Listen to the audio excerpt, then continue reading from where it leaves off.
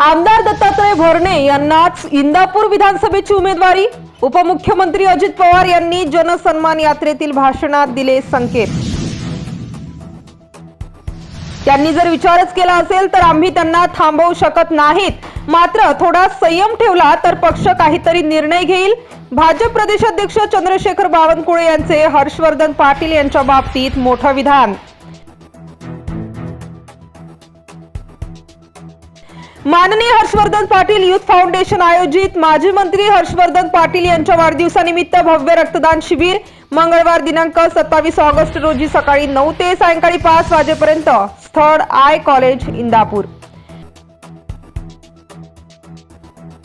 Maharashtra Republican पक्षाच्या वतीने आतापर्यंत इंदापूर तालुक्यात तब्बल 70 शाखांचे उद्घाटने।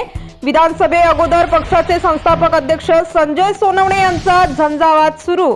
संजय सोनवणे यांच्या राजकीय भूमिकेकडे बड्या नेत्यांचे लक्ष। राजवर्धन दादा पाटील मित्र परिवार यांच्या वतीने माजी मंत्री हर्षवर्धन पाटील यांच्या वाढदिवसानिमित्त 50% सवलतीच्या दरात टीव्ही, सायकल व शेतकऱ्यांसाठी बॅटरी स्प्रे पंप वाटप। ही ऑफर तमाम जनतेसाठी 50%च्या सवलतीच्या दरात।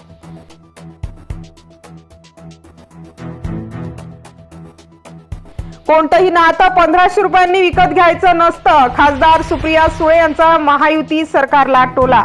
इंदापूरमध्ये सोनाई परिवाराच्या वतीने सर्वधर्मीय सामुदायिक विवाह सोहळा मोठ्या उत्साहात संपन्न।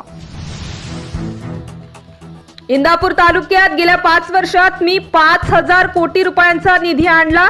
एवढं काम करूनही माझ्या वाट्यात काटे टाकले जातात, मला त्रास देण्याचा प्रयत्न केला जातो। आमदार दत्तात्रय भरणे जनसन्मान यात्रेत भाषण करताना झाले भावनिक। श्रीकृष्ण जन्माष्टमी निमित्त राष्ट्र सेवा दल यांच्या वतीने इंदापूर शहरात भव्य दहीहंडी उत्सव। सोमवार दिनांक 26 ऑगस्ट रोजी रात्री 9 वाजता स्थळ इंदापूर नगरपालिका मैदान।